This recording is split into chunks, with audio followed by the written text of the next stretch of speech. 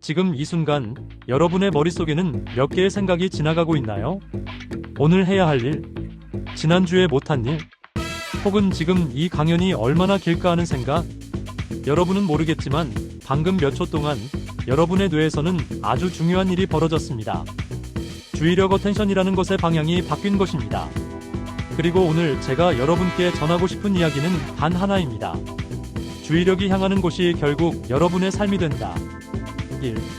21세기 가장 치열하게 약탈당하는 자원 주의력. 우리는 어떤 시대에 살고 있을까요?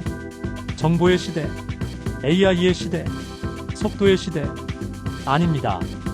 지금은 주의력 약탈의 시대입니다. 기업들은 경쟁합니다. 여러분의 돈이 아니라 여러분의 시간, 더 정확히 말하면 주의력을 빼앗기 위해서 말이죠. 어떤 기업의 비즈니스 모델은 단순합니다. 당신의 시선을 1초 더 잡아두는데 성공하면 우리는 돈을 번다. 그 결과 우리는 어떤 삶을 살고 있을까요? 집중해야 할 때 집중하지 못하고, 쉴 때 제대로 쉬지 못하고, 중요한 관계조차도 온전히 바라보지 못하며, 해야 할 일을 미루고, 인생의 방향을 잃어갑니다. 그런데 여러분, 이것은 단순한 습관 문제가 아닙니다.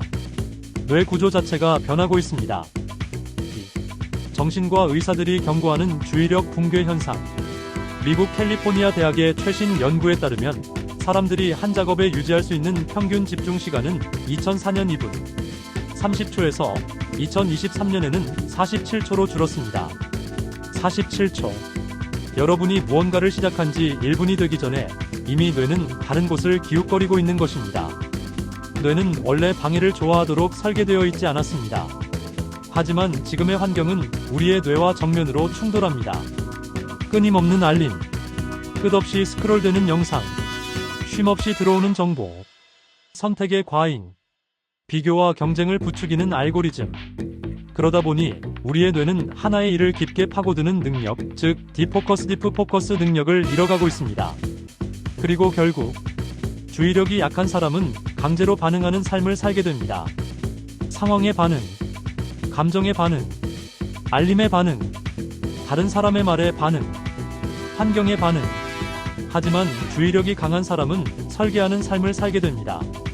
원하는 방향으로 생각을 집중하고, 목표에 에너지를 몰아주고, 잡음을 걸러내고, 하루를 만들어가고, 미래를 선택합니다.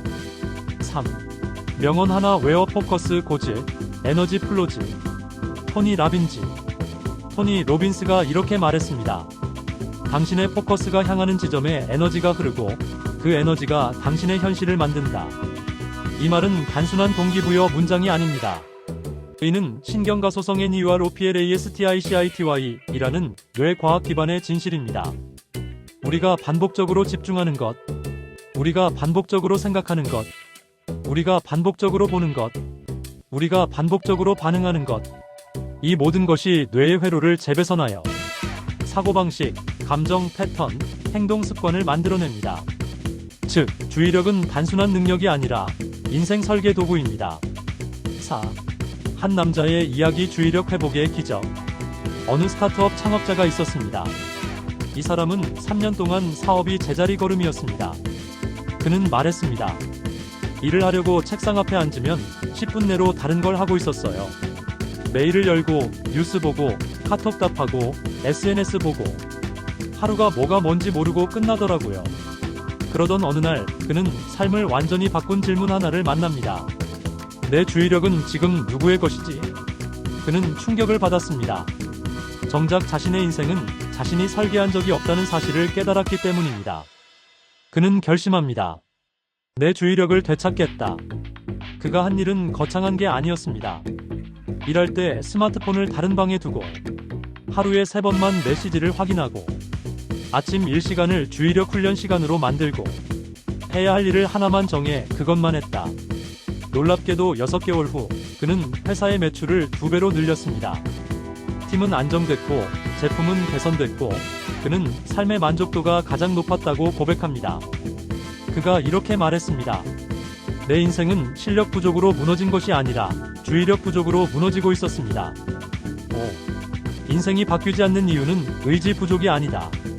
여러분은 어떤 변화가 필요한지 알고 있습니다.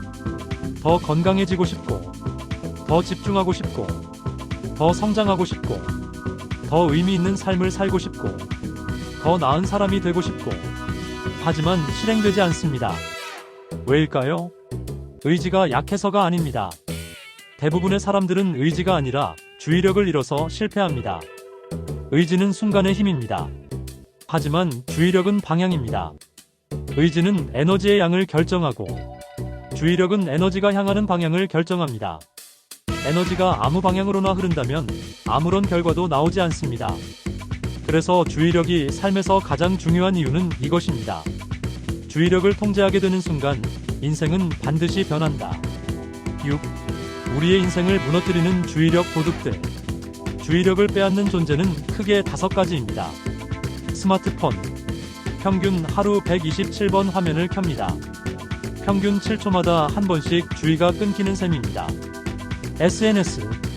우리의 비교 본능을 자극하여 감정 에너지를 소모합니다. 알림. 뇌는 무언가 놓치는 것을 가장 두려워합니다. 그래서 알림은 강력한 도파민 자극을 만들어 계속 보게 합니다. 멀티태스킹. 뇌는 동시에 두 일을 할 수 없습니다. 실제로는 작업 전환만 반복할 뿐이며 그때마다 집중력은 40%씩 감소합니다.